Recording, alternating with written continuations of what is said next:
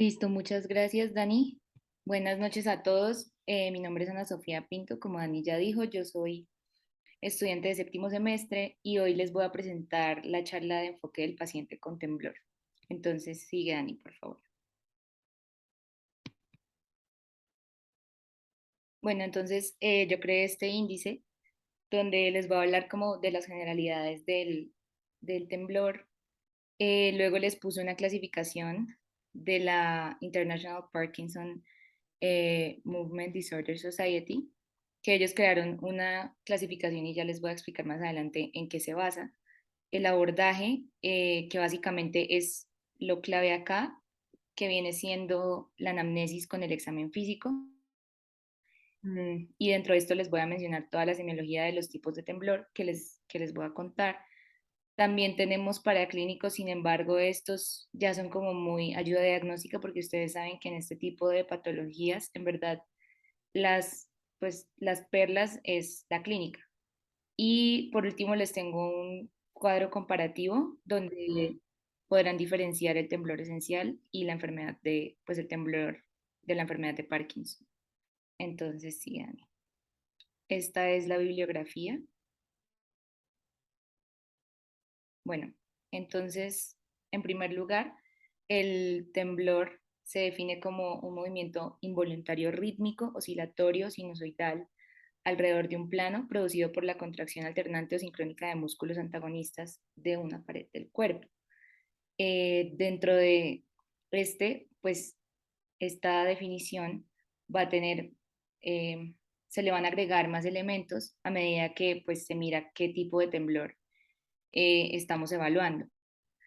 Y algo clave para el abordaje del temblor es que tenemos que mirar la fenomenología, lo cual hace referencia al estudio y a la descripción de los fenómenos que se le da, en este caso, pues en medicina, a las patologías y cómo éstas se van a manifestar en el paciente. Entonces acá vamos a recoger una serie de características que nos van a ayudar a llegar al diagnóstico clínico y también nos van a servir para realizar proyectos de investigación basados en la clínica. ¿Sigue, Dani? Bueno, entonces esto es lo de la clasificación que les hablaba. Esta organización, pues básicamente lo que hizo fue crear una clasificación del temblor a partir de dos ejes. El primer eje incluye las características clínicas del temblor y el segundo eje incluye la etiología del temblor. En verdad, en esta charla nos vamos a enfocar más en el primer eje, porque es como el que se le da más relevancia y el que más nos ayuda en el momento del abordaje del paciente con temblor. Eh, y en cuanto a esta etiología, en cuanto a este eje, los tres elementos claves son los antecedentes, las características del temblor y los signos asociados que podemos ver pues en cada tipo de temblor. Como les decía, los paraclínicos ya son muy de ayuda, sin embargo, sí nos pueden funcionar. Mm, bueno, entonces les voy a hablar un poco del primer eje. Entonces, básicamente, vamos a tener que mirar en primer lugar los antecedentes del paciente, como en toda historia clínica.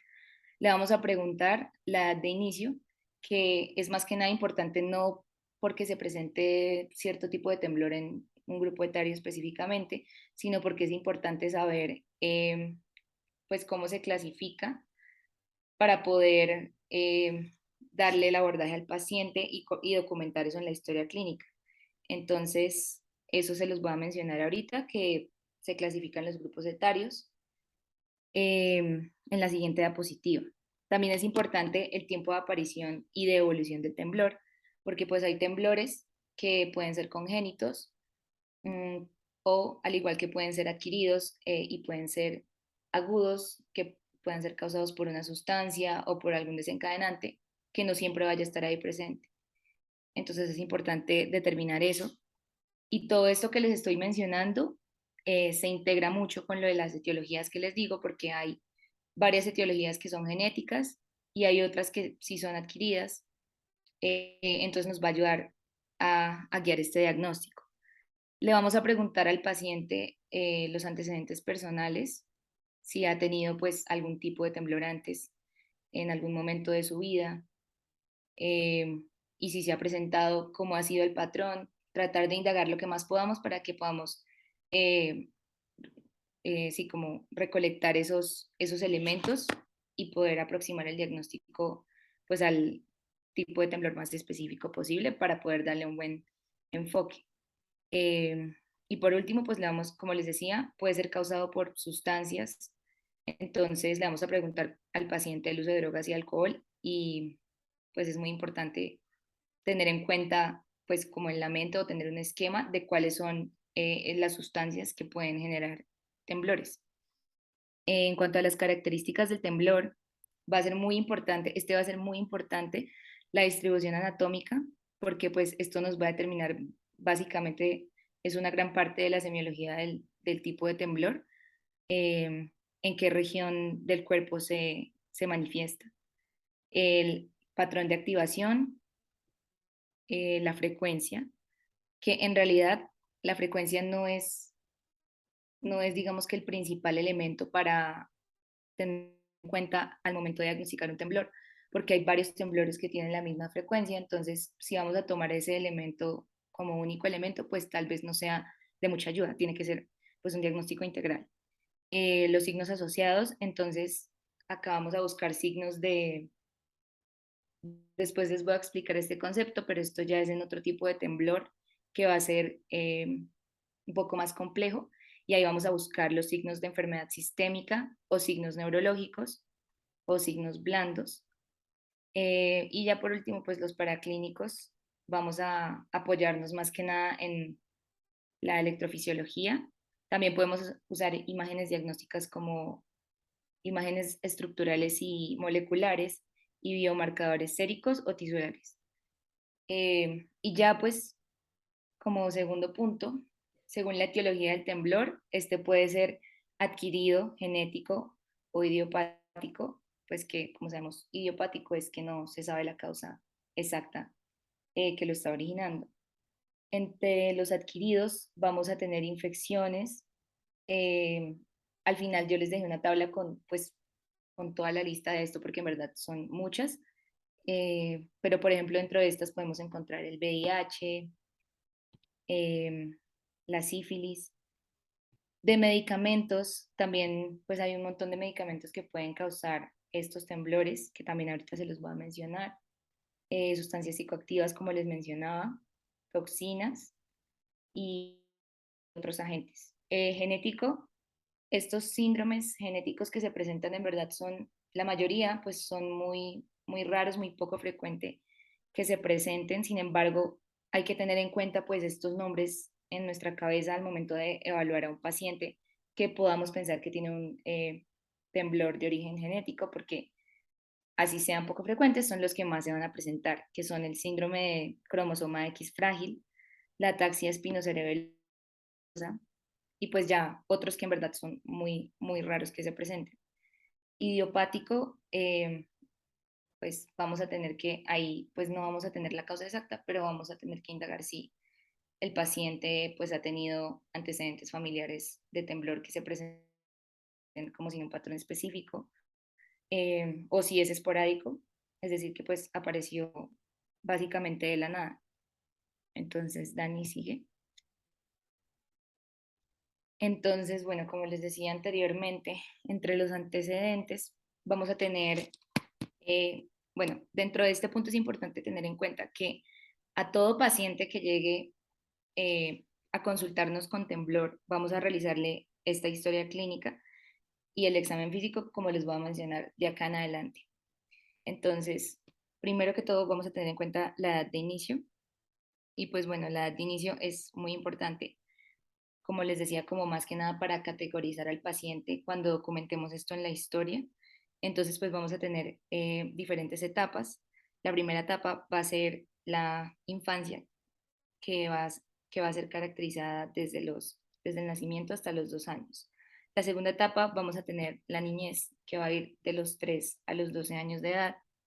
La tercera etapa va a ser la adolescencia, que va desde los 13 a los 20. La cuarta etapa va a ser la adultez joven, que va de los 21 a los 45. La quinta va a ser la adultez media, que va del 46 a los 60 años, y la última va a ser ya adultez tardía, que es mayor a 60 años. Eh, entonces, pues cuando le preguntemos al paciente tenemos que poner esto en la historia clínica. Antecedentes personales, como les mencionaba, si el paciente ha presentado algún tipo de temblor, cómo ha sido el temblor, o pues aún mejor si el paciente conoce su condición y sabe cómo se llama el temblor, qué estudios le han hecho, todo esto es importante documentarlo. Antecedentes familiares, pues como les decía, vamos a preguntarle al paciente si es la primera, digamos, si es un paciente adulto joven que nos consulta porque tiene temblor y nos da las características del temblor. Tenemos que mirar semiológicamente si se aproxima a algún síndrome genético, porque es la primera causa que debemos tener en cuenta, o si es hereditario, eh, porque pues hay síndromes que no se pueden, que pues son un poco más difíciles de manejar. Entonces vamos a tener que tener en cuenta esto. Eh, y pues el tiempo de aparición y evolución, como les decía, puede ser un temblor congénito, crónico, o puede ser un temblor exacerbado y agudo. Bueno, sigue Dani.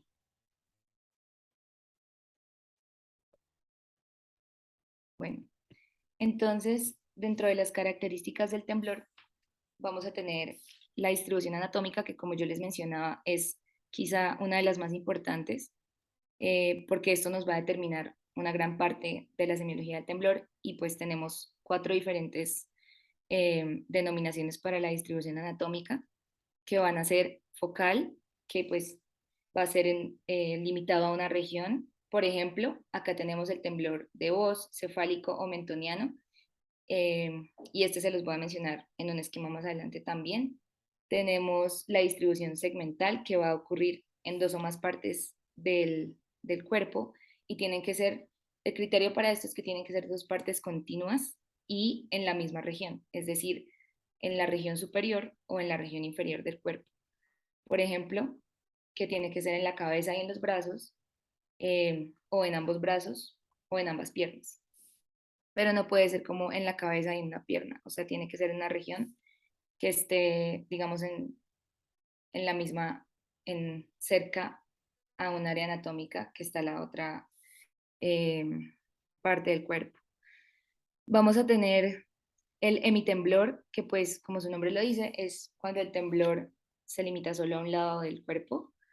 Y por último, generalizado, que pues va a ocurrir en todo el cuerpo. Luego vamos a tener el patrón de activación y pues esto es muy importante porque pues básicamente es de lo que les hablaba ahorita del temblor en reposo y el temblor en acción, eh, porque pues alguien me puede decir de qué patología es característico el temblor en reposo. Parkinson. Exacto. Entonces, el temblor en reposo lo vamos a ver en la enfermedad de Parkinson, mientras que el temblor en acción es el que vamos a ver en el temblor esencial. Entonces esto es pues muy importante saber diferenciarlo porque pues yo siento que a veces está como mal el concepto y la gente cree que pues es parecido o que la gente con Parkinson tiene temblor esencial y en verdad no es así porque no pues no tienen las mismas características. Entonces vamos a tener primero el temblor en reposo, que va a ser el temblor que va a ocurrir en una parte del cuerpo que no va a estar activa voluntariamente, pues al momento que ocurre el temblor. Para evaluar este tipo de activación, pues si sospechamos, con el paciente se debe hacer cuando esté relajado o pues en el intento de estar relajado. No se puede hacer cuando esté en movimiento porque pues nos va a sesgar todo el diagnóstico. Eh, en la enfermedad de Parkinson, que pues ocurre, como les decía, el temblor en reposo, hay una característica y es que la amplitud del temblor va a estar muy disminuida o casi va a ser nula. Entonces, pues hay que tener en cuenta eso cuando luego vayamos a mirar la electromiografía. Eh, Ahora, por otro lado, el temblor en acción ocurre al contrario y es cuando el paciente está pues voluntariamente en movimiento, que este sería denominado como el temblor cinético o cuando el paciente se mantiene en una posición específica, que sería temblor postural y ortostático. Entonces ahí vamos desglosando pues los tipos de temblor, que ahorita lo van a entender mejor con un esquema. Y de la frecuencia, bueno, yo les mencionaba anteriormente que la frecuencia no es, digamos que un elemento clave o pues prioritario como lo es la distribución anatómica o el patrón de activación, por ejemplo, porque hay varios tipos de temblor que tienen pues, la frecuencia dentro de los mismos rangos y puede ser muy difícil como eh, llegar a algo pues solo con la frecuencia. Eh, entonces, pues algo también es que yo puse la frecuencia acá dentro del examen físico, pero pues como ya saben, eso va dentro de los paraclínicos, es solo como para que tengan en cuenta que es una característica que se debe documentar en la historia. Y esto que puse acá de temblor aislado y combinado, entonces es que bueno, en el temblor vamos a tener dos tipos. Entonces va a ser el aislado, como les digo, que va a ser un temblor en el que la única manifestación que va a haber es temblor. El temblor combinado, por otra parte, va a ser un síndrome donde se va a manifestar, además de temblor, otro tipo de signos clínicos.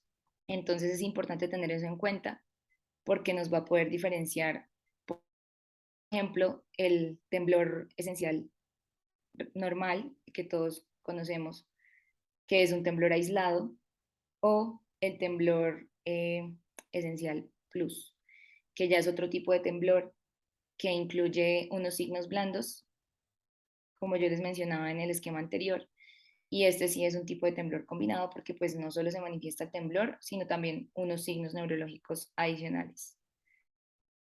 ¿Sí, Yani? Por favor.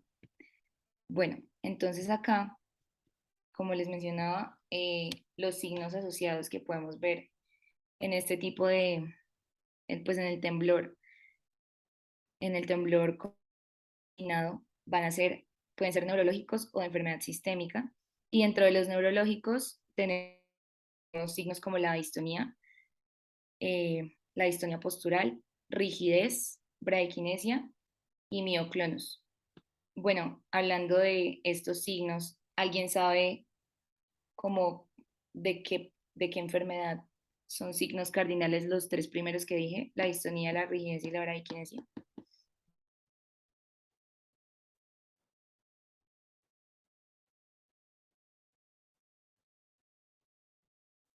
Bueno, son de la enfermedad de Parkinson también. Pues el mioclonus no hace parte de esto, pero pues sí hace parte de estos signos neurológicos que se pueden presentar en el paciente con temblor. Eh, por otro lado, los sistémicos, vamos a tener esta, Dani, puedes darle clic, por favor, a ver si sale. ¿Alguien sabe cómo se llama este signo?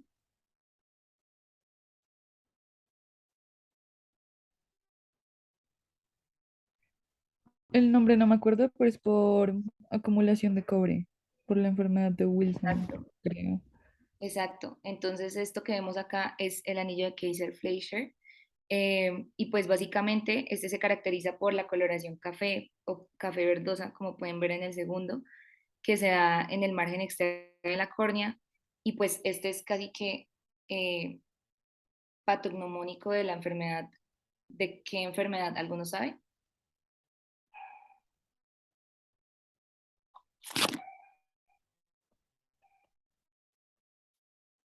Enfermedad donde se acumule cobre, que pueda ser metabólica o neurológica. Wilson. Ajá, exacto. Entonces se presenta en la enfermedad de Wilson. eh, y pues como les digo, esta puede ser metabólica o neurológica, que de hecho es una de las causas que vamos a ver dentro del margen de las etiologías de los temblores. Eh, y pues como nos dijo Dani, se caracteriza por la acumulación tóxica de cobre que viene de la dieta en el hígado y en el cerebro. Otro signo, bueno, de esta enfermedad se presentan otros signos como la disartria, las manifestaciones extrapiramidales y la distonía, y pues claramente el temblor, entonces por eso acá lo consideraríamos como un temblor combinado, porque el único síntoma que tenemos no es el temblor, sino que ya tenemos otras, otros síntomas y signos. Eh, Y ya en cuanto a signos neurológicos blandos que yo les mencionaba ahorita, ¿alguien sabe a qué hace referencia los signos blandos?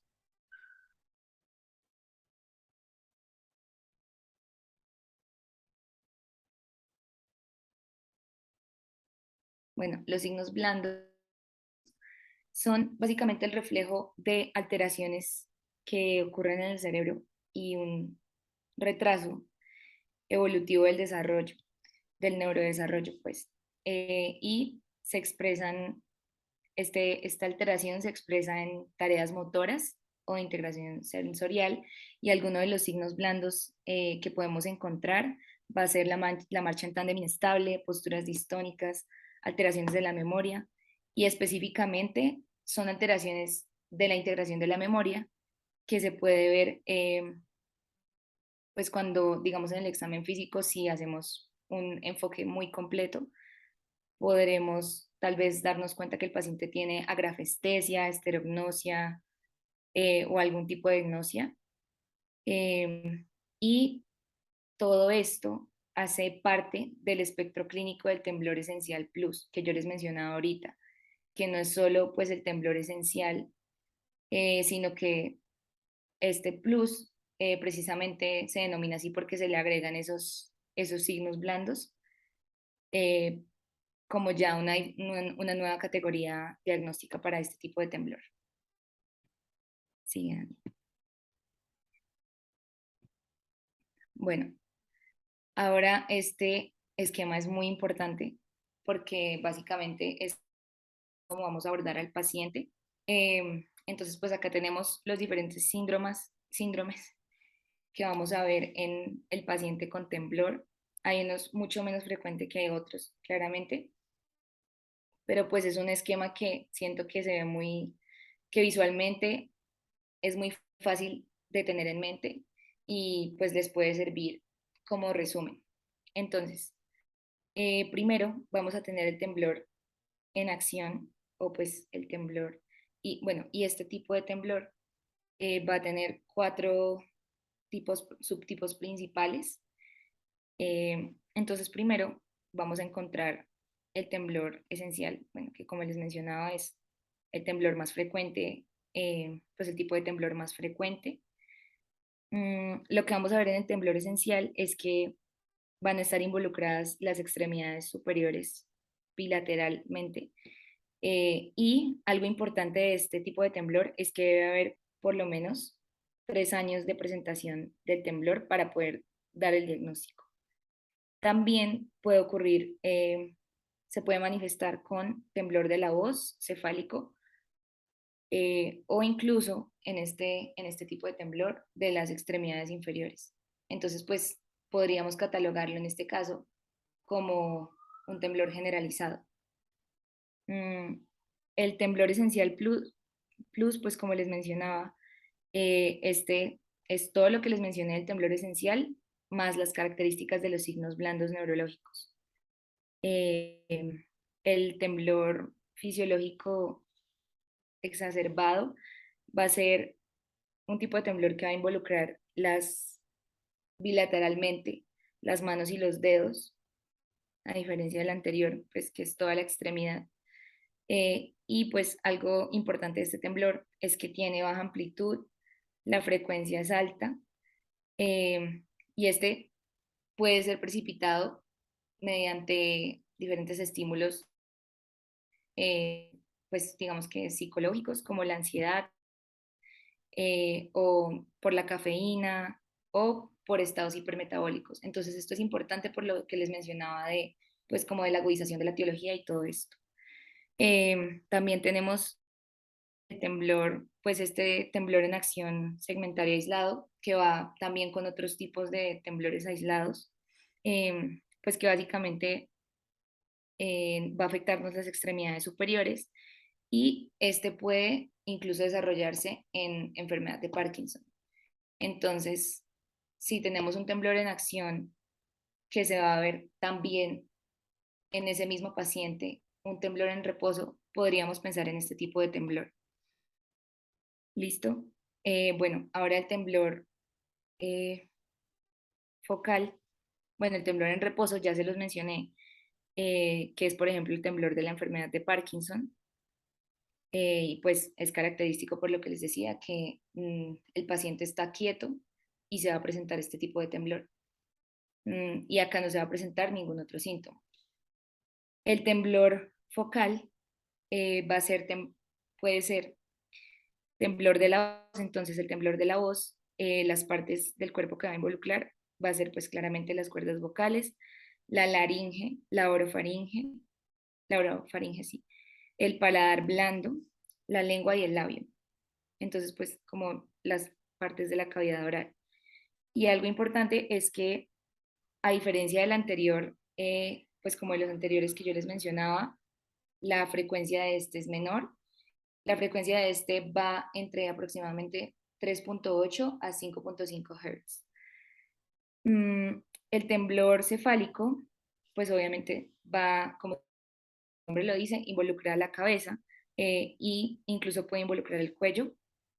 Y algo importante de este temblor es que puede asociarse a distonía cervical o se puede presentar con temblor esencial. El temblor palatino pues va a involucrar al paladar blando y este se puede asociar también con una miorritmia en otras partes del cuerpo. Entonces es importante tener eso en cuenta como diagnóstico diferencial para no, digamos que si vemos este tipo de temblor en el paciente, no catalogarlo únicamente como una miorritmia, sino también tener en cuenta lo del temblor palatino. Eh, por eso es importante pues que cuando hagamos el examen neurológico no pensemos que el temblor se va a dar solo pues en las extremidades como normalmente pensaríamos. Listo. Bueno, ¿qué más?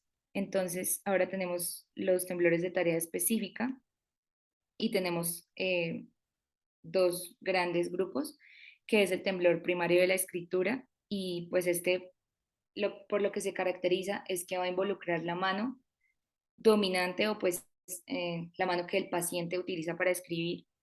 eh, y este tipo de temblor va a ocurrir solo cuando el paciente escribe.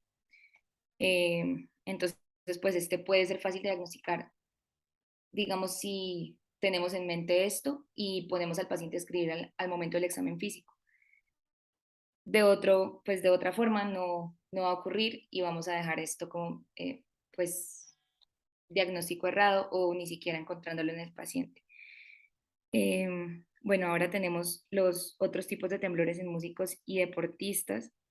Entonces, pues este es también se limita como a la mano que el paciente usa para desarrollar la tarea específica, ya sea el deporte o el instrumento que está tocando.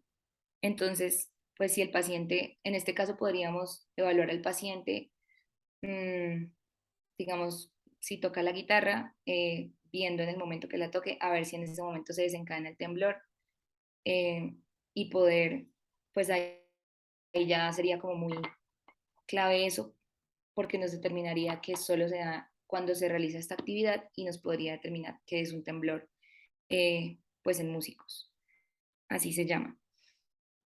Eh, el temblor ortostático ahora, como yo les mencioné antes, se va a presentar cuando el paciente se va a presentar en el tronco y en las piernas, cuando el paciente se pone de pie. Y tenemos el temblor ortostático primario. Y algo clave de este es que la frecuencia es un poco más alta que los anteriores que yo les mencionaba. La frecuencia de este va de 13 a 18 Hz. Eh, y pues esto quiere decir que la amplitud es menor, solo cuando el paciente va a estar de pie. Y el temblor pseudo ortostático, a diferencia del anterior, no va a involucrar pues sí, el tronco, sino que solo las piernas. Y este, la amplitud va a ser un poco menor, va a ser menor a 13 Hz y solo va a ocurrir pues cuando el paciente esté de pie también. Ese es como el requisito. Este también puede ser fácil de diagnosticar si, pues, si evaluamos al paciente de esta manera. Tenemos el temblor, por otro lado, con características neurológicas adicionales y vamos a tener el temblor distónico, que este va a involucrar cualquier parte del cuerpo en la que se presente la distonía del paciente. Algo característico de este temblor es que es irregular y que empeora cuando se pone una resistencia con el paciente. Y pues este puede resolver, autorresolverse, por decirlo así, cuando el paciente adopta su postura distónica. Eh, el temblor de Holmes es un temblor ya mucho menos frecuente, y pues las partes del cuerpo que se va a involucrar va a ser el miembro superior bilateralmente, los dos brazos, y este característico que se presenta en reposo y empeora cuando se mantiene cierta postura, eh, y se empeora cuando el paciente está en movimiento. Entonces, este podría ser un diagnóstico diferencial importante del temblor en reposo, eh, porque pues ocurre en reposo, pero tiene otras características. Tenemos el temblor asociado a parkinsonismo, que pues es el temblor en reposo que ya les mencioné durante toda la charla. Eh, y tenemos bueno, la miorritmia que yo les mencionaba. Este va a ocurrir en músculos del cráneo, de la cara y de las extremidades. Algo característico es que es lento, es rítmico y va a tener movimientos repetitivos. La frecuencia de este es como las más bajas, va de 1 a 4 Hz, y este se asocia a lesiones del tallo cerebral o del diencéfalo. Entonces, pues tal vez para este tipo de temblor nos servirían las imágenes estructurales y revisar si tiene alguna lesión en estas áreas, para poder orientar el diagnóstico. Mm, por otro lado, tenemos el temblor, bueno, como otros tipos de temblor, tenemos el temblor funcional, que va a involucrar cualquier parte del cuerpo, y algo importante de este es que es de instauración abrupta, la frecuencia varía, eh, y pues no va a ser congruente con algún tumor de causa en el cual se esté buscando una causa orgánica. Y por último tenemos el temblor indeterminado, que básicamente es un temblor que no cabe dentro de ninguna de las anteriores categorías que les mencioné. Entonces este puede ser un poco más complejo, pero pues si orientamos el diagnóstico con el examen neurológico adecuado, yo creo que es muy posible poder acertarlo. Listo, sigue Dani. Entonces ahora, bueno, como yo les mencionaba, las etiologías, tenemos muchas etiologías que se categorizan dentro de 5 principales grupos, que la primera es la neurodegenerativa. Entonces, les mencionaba la enfermedad de Parkinson, el temblor esencial, el síndrome córtico basal, y pues todos estos trastornos del movimiento que van en el Parkinson Plus, que son pues el síndrome córtico basal, la atrofia multisistémica, la parálisis supranuclear progresiva. Tenemos causas genéticas, que las que yo creía que es importante resaltar acá es el síndrome del cromosoma X frágil, la ataxia espinocerebellar tipo 12, y, y ya, y pues tal vez la mutación en ANO3, en ANO3, que es la anotacnina, y de resto en verdad son muy poco frecuentes, pero es importante pues tenerlos en cuenta si estamos pensando en una etiología genética. Causas metabólicas, como ya les mencioné, la enfermedad de Wilson, en el caso de que pues sea acumulación de cobre en el hígado, el hipertiroidismo, que también algo importante a resaltar de el hipertiroidismo como causa del temblor es que es un síndrome de temblor combinado, porque se va a presentar además del temblor otros signos como por ejemplo la taquicardia, las palpitaciones y algo pues patognomónico de esta enfermedad que va a ser el exoftalmos. Eh, Entre las drogas y las toxinas están los medicamentos antiepilépticos como la fenitoína y el valproato, los agonistas beta 2, medicamentos para la tiroides, los bloqueadores del receptor de dopamina, el litio, la amiodarona, los agentes quimioterapéuticos y toxinas como el mercurio, el arsénico, el monóxido de carbono, que pues como sabemos estas ya las hemos visto en algunas otras enfermedades, pues como de trastornos del movimiento, porque son muy tóxicos a nivel neurológico. Tenemos los neuropáticos, que de acá, pues yo creería que a resaltar serían las eh, polirradiculoneuropatías, que tal vez son con las gamopatías monoclonales, tal vez de las más frecuentes, y los otros son enfermedades que no se presentan mucho. Y ya como otras causas, pues tenemos que buscar alguna lesión o algún antecedente del paciente que vamos que no encaja, tener en cuenta eso. Y para esto es que vamos a pedir los paraclínicos, para este tipo de sospechas diagnósticas. Sigue.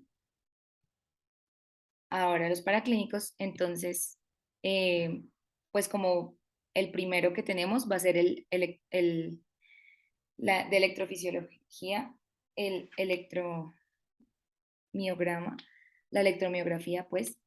Eh, y pues acá lo que vamos a poder documentar es pues que efectivamente haya un temblor, vamos a poder sacar de acá la frecuencia y la ritmicidad. La ritmicidad hace referencia a la capacidad el, de que este aparato pues pueda sincronizar los movimientos del paciente a unos patrones organizados y repetitivos y estables. Y esto nos sirve, medir esto nos sirve para ver si, por ejemplo, el paciente tiene algún tipo de alteración muscular que esté ocurriendo concomitantemente con el temblor. Y un ejemplo de esto puede ser un mioclon o algún tipo de convulsión. Entonces, esto puede ser muy útil para ver si es un síndrome de temblor aislado o combinado. Eh, También, bueno, para diagnosticar el temblor ortostático primario, es muy útil tomar la electromiografía en las extremidades, porque pues casi que nos va a dar el diagnóstico o pues confirmar si ya tenemos todo el abordaje clínico.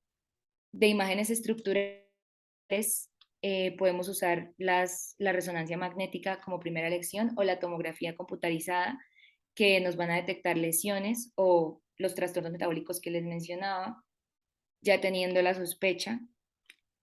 Y imágenes moleculares como la PET, que va a ser la tomografía por emisión de positrones y nos sirve para, en este caso, como es una alteración del movimiento, vamos a hacer la imagen con la evaluación de la actividad de los receptores de dopamina y serotonina. Y por último, los biomarcadores, específicamente serológicos y tisulares, que nos van a ayudar a descartar causas metabólicas, infecciosas o genéticas.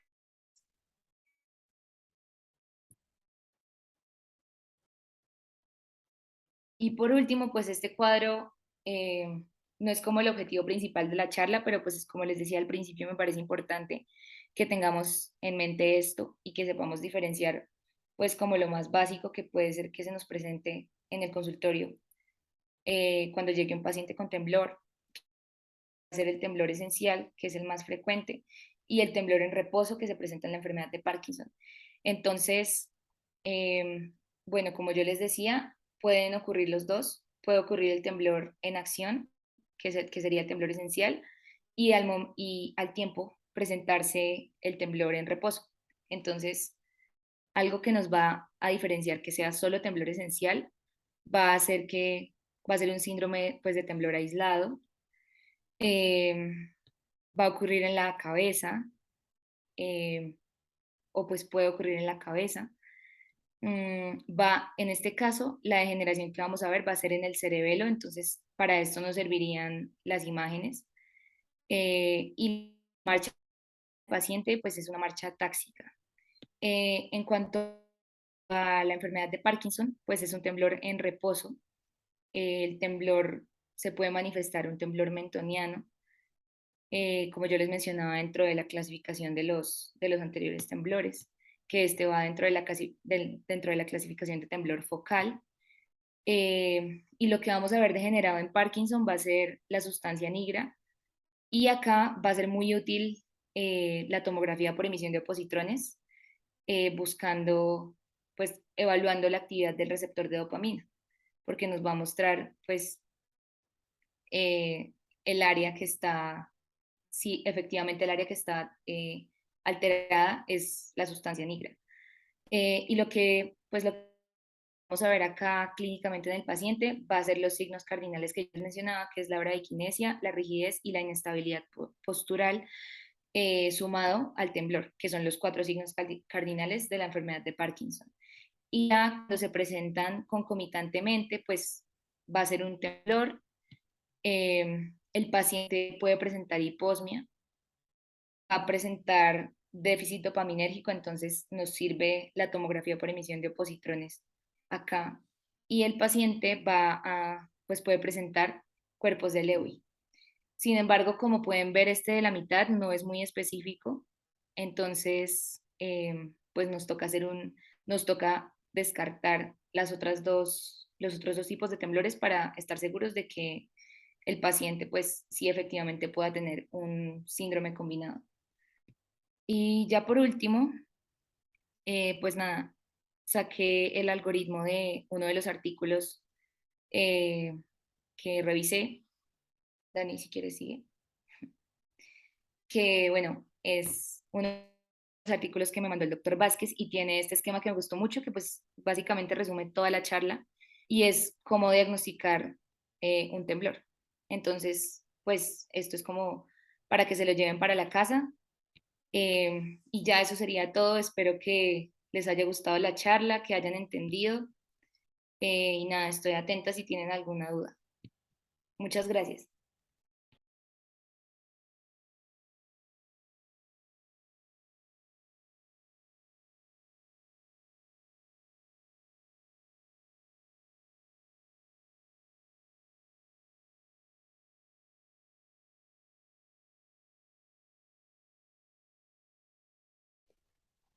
Bueno, buenas noches a todos. Ana, primero felicitarte. Muy buena presentación. Yo tenía una duda y era, de pronto, tú sabes cómo, pues yo creo que sabes algo de qué puede empeorar estos temblores. Por ejemplo, cómo es algo psiquiátrico, por ejemplo, cuando la persona se pone nerviosa. O sea, me da mucha curiosidad si eso podría ser una diferencia, por ejemplo, entre un temblor esencial y un Parkinson y una enfermedad de Parkinson, que por ejemplo que la persona se ponga nerviosa o que la persona se estrese, podría empeorar uno y no el otro, o así, cosas que puedan empeorarlo o que puedan mejorarlo, y que también de esa manera podamos diferenciarlo. No sé si has leído algo de pronto de eso. Pues digamos que no sé si responda a tu pregunta, pero pues uno de los tipos de temblores que yo les mencionaba que va dentro de la categoría de temblor en acción y en reposo es el temblor fisiológico exacerbado, que ese precisamente, pues como tú decías, se puede presentar, si ahí está, se puede presentar por pues se puede precipitar por esas causas como la ansiedad o la cafeína o los estados hipermetabólicos. Sin embargo, pues no sé cómo en los otros tipos de temblor, si específicamente pueda decir como que en este temblor la ansiedad no va a ser un factor determinante o en tal otro tipo de temblor sí lo va a ser, porque pues la verdad los temblores también son, pues varios de ellos tienen etiología multifactorial. Entonces, no sabría decirte si solamente en un tipo de temblor, digamos que la ansiedad o no sé, algún estímulo no lo vaya a desencadenar, que en el otro sí vaya a ocurrir. No sé si el doctor de pronto te pueda responder esa pregunta. Ana, buenas noches. Bueno, primero que todo, felicitaciones.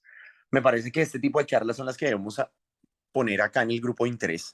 Una charla práctica, clara, una charla en la que expusiste de una manera como muy simplificada, pero al mismo tiempo tratando de dar como unos datos muy específicos de cada cosa.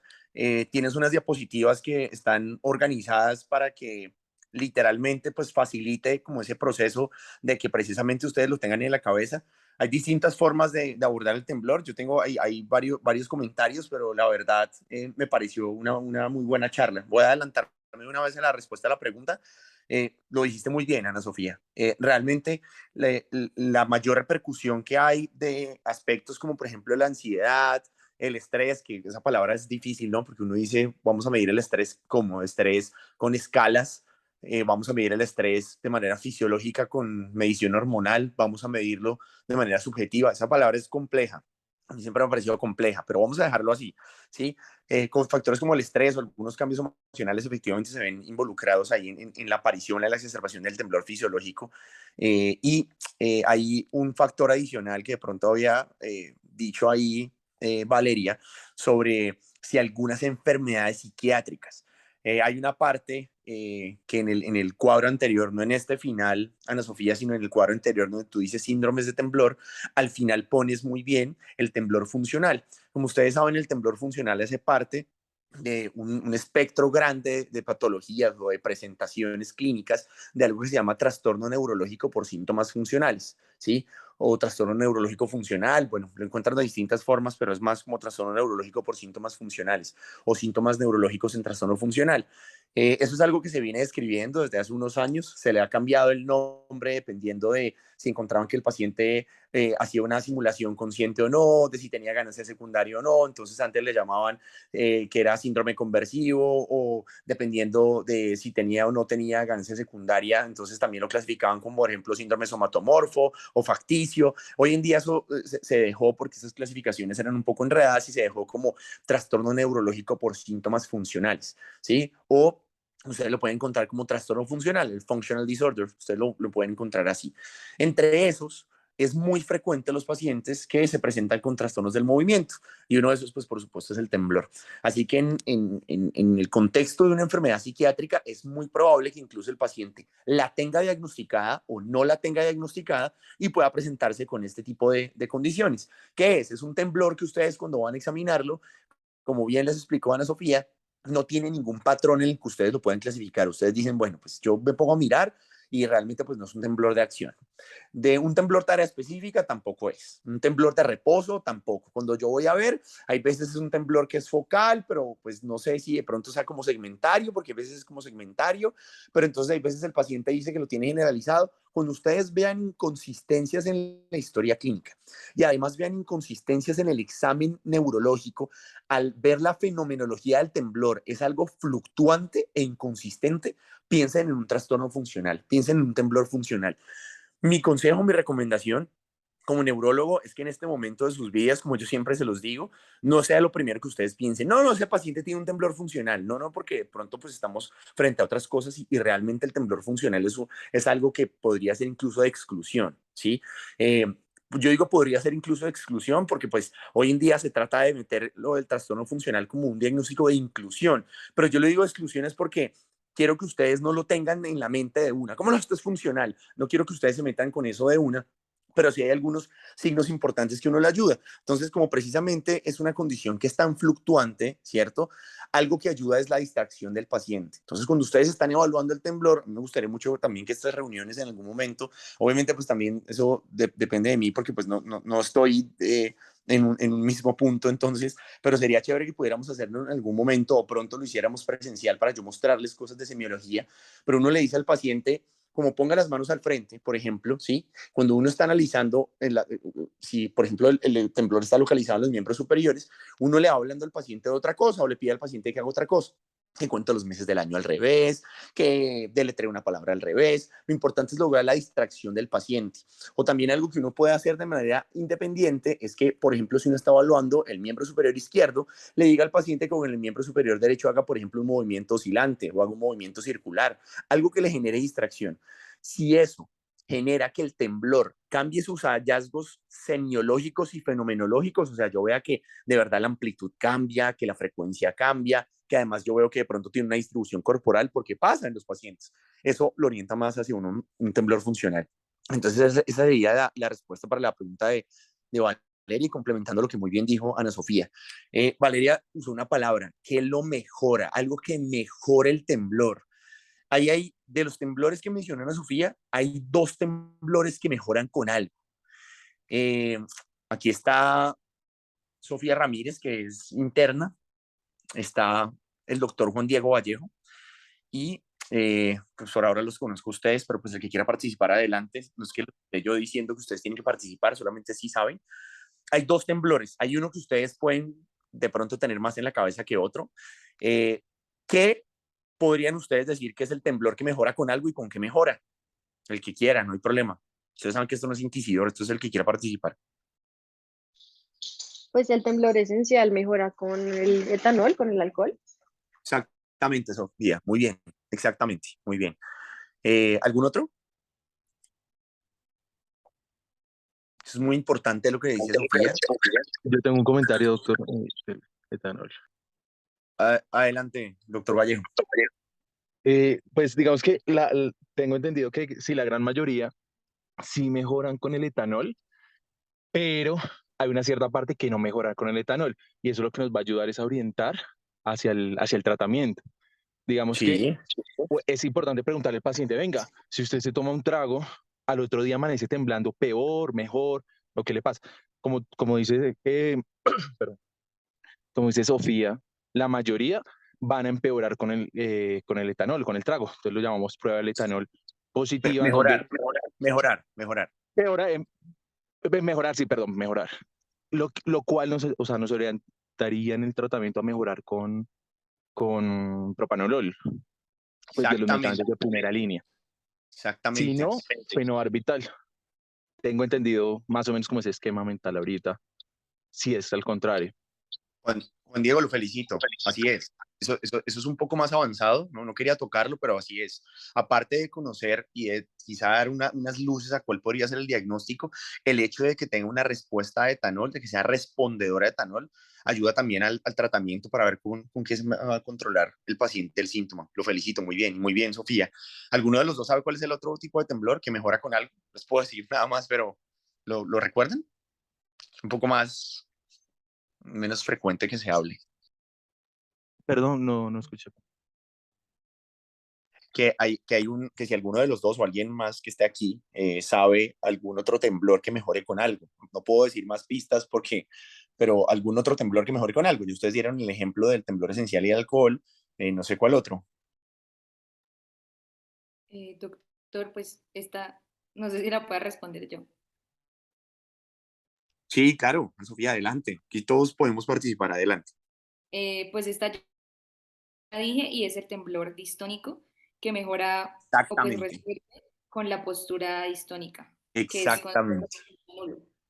Exactamente, el punto nulo, exactamente, muy bien. Esa era la respuesta, Ana Sofía. Muy bien, te felicito también. Muy bien, porque ese es el segundo temblor que mejora. Por eso decía con algo, porque es efectivamente el punto nulo.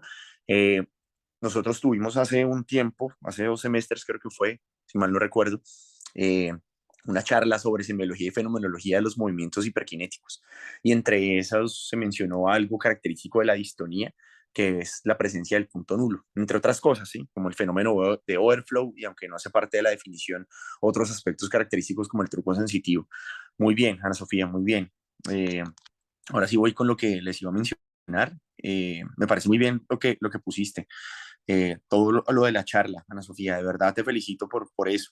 Examinar al paciente en reposo, uno dice cómo lo pongo en reposo. La forma más sencilla y lo que nosotros hacemos como escuela en el Rosario, pues ustedes saben que tenemos a la doctora Claudia Moreno, es que hacemos muy frecuentemente que el paciente se siente en una silla, idealmente que la silla tenga brazos y se le pide al paciente que ponga las muñecas en posición de descanso sobre el extremo distal de las sillas,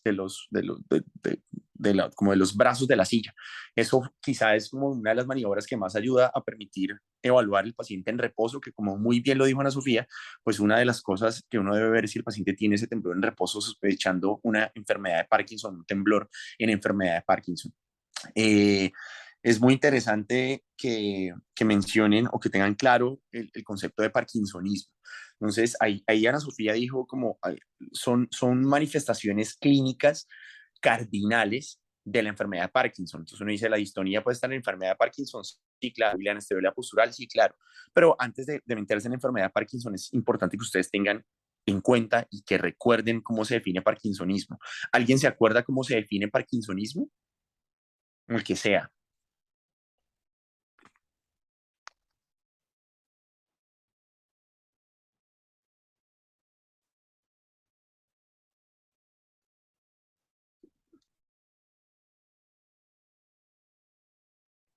Doctor, yo no me acuerdo en su totalidad, pero bueno, algo me acuerdo que tiene que ver con como bradicinesia y rigidez.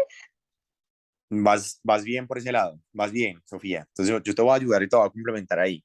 Si alguien más, no sé si alguien más quiera participar, pero si te voy a complementar ahí. Parkinsonismo se define con la presencia obligatoria de bradicinesia o bradicinesia.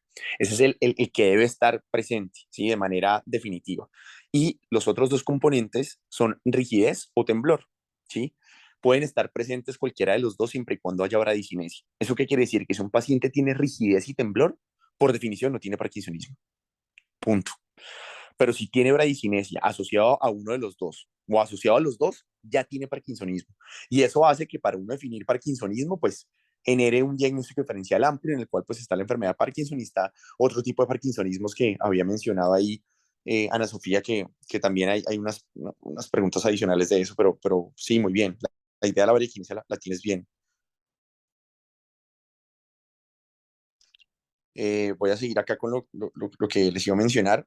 Eh, Lo de Daniela, felicitaciones también con lo de la participación de la enfermedad Wilson. Efectivamente, pues hace parte de unos trastorno metabólico genético, tiene que ver con un gen de un transportador especial del cobre, el gen es la ATP7B. Esas son cosas como más diferentes, como más específicas, pero efectivamente pues es un signo patognomónico de los pocos signos patognomónicos que hay en neurología, que hay otro por ahí que ya les voy a mencionar. Entonces, bien por lo de la enfermedad de Wilson. Ana Sofía mencionó algo de las nocias. Acuérdese que las nocias hacen parte de lo que muchas veces denominan en los libros clásicos de semiología, como por ejemplo eh, Breisis o puntualmente la semiología del doctor Fustinoni, que fue un neurólogo argentino, que es una semiología muy famosa, que creo que se ha dejado de usar, pero es una semiología muy buena, que lo menciona como sensibilidad cortical, ¿no? Entonces acuérdense que más que decir como, y las nocias en general, pueden decirlo como sensibilidad cortical. Ahí Ana Sofía muy bien mencionó algunas características de la enfermedad de Wilson. La enfermedad de Wilson no es frecuente. Yo he visto solamente 2 pacientes con enfermedad de Wilson en la clínica de munición normales con la doctora Moreno. No he visto más pacientes con enfermedad de Wilson en la vida. No es frecuente, pero siempre hay que estar en o que lo tengan ustedes en mente en el diagnóstico diferencial, especialmente con eso que mencionaba Sofía, el temblor combinado, con otras características como por ejemplo la distonía, que es muy característica de la enfermedad Wilson, y ese temblor que mencionan como el winging. No sé si podría ser, perdón, usar un anglicismo que yo estoy en contra de eso, pero no sé si podría ser como aleteo.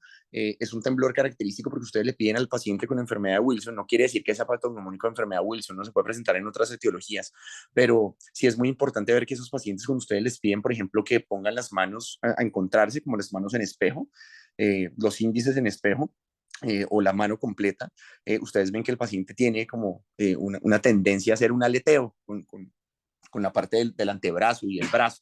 Entonces es muy importante para que ustedes lo identifiquen.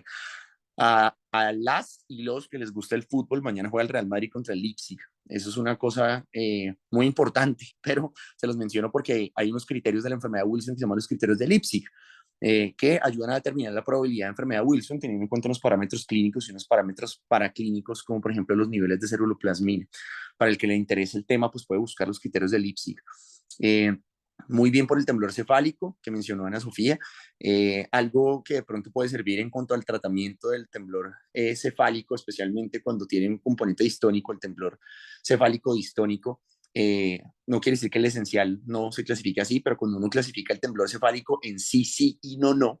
O sea, dependiendo de cómo el paciente esté con el temblor, ¿cierto? Ya ustedes saben pues, a qué me refiero con sí, sí y no, no. Ayuda bastante para saber cuáles son los músculos involucrados y para ofrecer tratamientos dirigidos, como por ejemplo la toxina botulínica. Es importante diferenciar si el temblor es en sí, sí o en no, no. del temblor distónico, del temblor ortostático, perdón. Muy importante lo que les mencionó Ana Sofía de la diferencia entre un temblor ortostático primario y un temblor pseudo-ortostático. Eh, es cierto lo que mencionó, yo no quiero que nos metamos y que tengamos en la cabeza como lo de la electromiografía, pero sí es cierto, sí es una ayuda diagnóstica que es muy útil y que se hace en los pacientes, pero a mí siempre me parece muy importante y creo que es la raíz de la neurología y es la semiología, ¿no? La semiología es lo más importante. Y hay un signo semiológico que se llama el signo del helicóptero. El signo del helicóptero es que cuando ustedes tienen un estetoscopio a la mano, espero que lo tengan a la mano, no, a veces no lo tiene a la mano, es muy importante tenerlo a la mano, eh, puedan, en el caso en que cuando vean que el paciente se pone de pie y está temblando, hagan una auscultación hacia la región del músculo gastrocnemio y ahí escuchen literalmente como la hélice de un helicóptero. Ese es el signo del helicóptero y es muy sugestivo de temblor ortostático. Eh, yo quiero decir algo de Ana Sofía y es que me parece muy bien porque es una de las charlas que cada cosa que pusiste de Ana Sofía buscaste qué significaba y usualmente no es tan frecuente ver eso. Así que me pareció muy bueno que buscaras qué significaba cada cosa que pusiste, incluso el concepto de miorritmia, como tú bien lo explicaste. La miorritmia es un trastorno del movimiento que es regular, que tiene una frecuencia baja, exactamente a la que tú mencionaste, 1 a 4 hercios. Siempre hay una miorritmia, que usualmente una miorritmia uno la puede identificar clínicamente por la frecuencia. Eh, esa frecuencia pues es algo subjetivo cuando uno lo ve clínicamente porque lo único que lo puede detectar, como bien se explicó en la charla, es la electromiografía, pero pues hay como unas pistas en las que uno podría ver de pronto la frecuencia. Y es clave eso que mencionó Ana Sofía, no se les olvide, cuando ustedes encuentran una miorritmia, sea en el contexto de la clínica de sus vidas o para un examen de residencia o para lo que sea, siempre hay que buscar una lesión estructural, como muy bien lo mencionó Ana Sofía, siempre hay que buscar una lesión estructural, siempre, siempre. Para los que les guste como los términos semiológicos y los signos patognomónicos y todo eso, hay un segundo signo que vamos a mencionar acá patognomónico, aparte del anillo de Kaiser-Fleischer, que es la miorritmia oculomasticatoria. Si ustedes quieren, busquen ahorita en YouTube la miorritmia oculomasticatoria, pues como su nombre lo indica, es una miorritmia que ocurre en los músculos de la masticación y a nivel ocular, que es patognomónico de la enfermedad de Whipple con afectación neurológica o también como lo llaman comúnmente el neuro-Whipple. Eso pues es más como para exámenes de residencia y para cuando les quieran preguntar cosas difíciles y los quieran corchar, pues ahí está el neuro-Whipple con su miorritmia oculomasticatoria. Eh, el temblor distónico, hablando de eso que mencionó muy bien Ana Sofía en cuanto al punto nulo, es un temblor irregular, eso es clave. Acuérdense que cuando uno habla de trastornos del movimiento es muy importante definir el trastorno del movimiento. Entonces acuérdense que esa parte del componente irregular es bastante importante en la definición clásica de un temblor, es que es regular, ¿no? Entonces pues es importante ese componente de irregularidad que le da el temblor, el componente distónico al temblor, perdón. Eh, ¿Alguien sabe, cualquier persona, ¿alguien sabe dónde se produce la lesión en el temblor de Holmes? Si quieres, devuélvete a Ana Sofía, donde tú tienes síndromes de temblor. Hay una parte donde mencionas el temblor de Holmes, que lo mencionas en temblor asociado con características neurológicas o con manifestaciones con características neurológicas adicionales. Eso es. Ahí aparece el temblor de Holmes. No sé si alguien quiera participar y sepa dónde está la lesión en el temblor de Holmes. Así que la pregunta puede En no. el cerebelo. ¿Quién participó, perdón? Yo, Ricardo Bell. Ah, hola Ricardo, hola. Eh, es una de las lesiones, sí. Te voy a complementarlo. En el núcleo dentado del cerebelo es donde está. Esa es una de las localizaciones. ¿Alguien sabe otra? Muy bien, Ricardo. Esa es una de las localizaciones. Hay una vía un poco en el cerebro, en el sistema nervioso, decir una vía grande es como, pero bueno, hay una vía grande, entre comillas, que no es grande, es pequeña, pero es una vía importante, tiene un nombre un poco complejo. No sé si nosotros lo hemos hablado acá, yo creía que sí en algún momento, que involucra tres estructuras. Una de ellas es el núcleo dentado del cerebelo, faltan dos, pero si ustedes mencionan esa estructura grande, pues está bien, no pasa nada. Yo sé que la pregunta es difícil, y muy bien, Ricardo, por la participación. Doctor, pues yo de lo que me acuerdo que había leído sobre el temblor de Holmes, tal vez no sé si las otras dos estructuras sea el globo pálido y el núcleo rojo. o tal vez el tálamo. Eh, Solo una de esas, el núcleo rojo. Ok. Solo una de esas, el núcleo rojo. Falta una. Vamos núcleo rojo y vamos núcleo dentado del cerebelo. Falta una que es difícil, que es el área tegmental ventral. Ese circuito se llama el triángulo de Guillain-Mollaret. Eh, yo creo que pronto algunos de ustedes lo habrán escuchado, pero ese circuito se llama el triángulo de Guillain-Mollaret. Las lesiones que ocurran en el triángulo de Guillain-Mollaret, clásicamente, para que no se les olvide, producen, entre tantas cosas que podrían producir, ¿no? Producen dos cosas clásicas, el temblor de Holmes y otra cosa. ¿Alguno se acuerda también cuál es esa otra cosa? Yo sé que son preguntas difíciles, pero eh, creo que de verdad los felicito por eso. Ustedes le han dado un nivel muy grande a la charla y me parece muy chévere y los felicito por eso y por eso quiero que aprendan estas cosas. ¿Alguno sabe cuál es la otra cosa que produce? Lo vimos en una de las charlas de fenomenología del temblor también.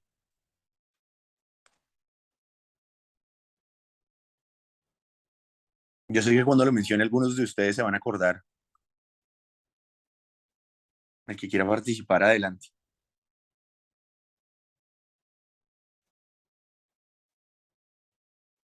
El mioclonus palatino. El mioclonus palatino y el temblor de Holmes son manifestaciones clínicas de lesiones en triángulo de Guillain-Mollaret. El triángulo de Guillain-Mollaret es el núcleo rojo, el área tegmental ventral y el núcleo dentado del cerebelo. Entonces, lo que ocurre entre ese trayecto eh, nos puede generar un temblor de Holmes o un mioclonus palatino. Obviamente, como esto es de temblor, pues por eso no mencioné de entrada lo del mioclonus palatino, pero me parece muy bien todo lo que han mencionado y la verdad los felicito a todos por todo lo que han participado. Lo último que les iba a mencionar es que el temblor en la enfermedad de Parkinson tiene algo muy importante que se llama el fenómeno de reemergencia. El fenómeno de reemergencia es que cuando ustedes tienen un paciente que está en la posición de reposo, como yo les dije, con los brazos de la silla y eso, y el paciente empieza a temblar, hay un momento en el que ustedes le dicen al paciente, ponga los brazos al frente. Y la reemergencia se define como con una aparición más o menos de 10 segundos. El paciente, cuando estira los brazos, deja de temblar y ustedes esperan 10 segundos y vuelve a temblar. Eso es algo muy característico del temblor en la enfermedad de Parkinson. Se llama fenómeno de reemergencia. Y algo muy importante que les mencionaba Ana Sofía, por ejemplo, como el temblor mentoniano, otro tipo de temblor que de manera aislada también es muy importante identificar porque se asocia mucho a enfermedad de Parkinson, es el temblor aislado del miembro inferior. Entonces es algo que les va a ayudar bastante. Si ustedes ven un paciente que tenga un temblor aislado del miembro inferior, háganle seguimiento a su paciente porque seguramente o va a cumplir criterios de enfermedad de Parkinson pronto o seguramente va a tener algo ahí que ya nos esté prendiendo como las alarmas para darnos cuenta de eso. Eh, Antes, en uno de los casos que tuvimos en el grupo de WhatsApp del SAIN, les mandé un artículo que tiene que ver con la ayuda de la figura del espiral o de la espiral de Arquímedes para poder determinar el tipo de temblor. Se los voy a compartir a continuación. Yo se lo voy a mandar a Elías para que Elías se los comparta en el grupo que ustedes tengan, para que ustedes tengan ese artículo, los que no lo tengan. Es muy útil. No lo mencioné ni lo conversamos con Ana Sofía porque pues no era la idea de la charla, pero es algo que ustedes pueden hacer si tienen el tiempo. Más sirve para consulta externa que para hospitalización, pero pues igual lo pueden usar. Y dependiendo de la morfología, por ejemplo, la amplitud de los surcos, lo regular de los surcos, ustedes pueden determinar si es un temblor distónico, por ejemplo, o es un temblor esencial, o es un temblor asociado a enfermedad de Parkinson, y creo que es algo que les puede ayudar bastante. Los felicito a todos, primero por conectarse, por el interés. La vez pasada se los había mencionado en la charla, es algo que también hemos dicho con Elías. Lo más importante son las personas que quieran aprender, que estén interesadas, que se conecten como con esas ganas de conocer más cosas, que es lo más importante. Eso me parece muy chévere.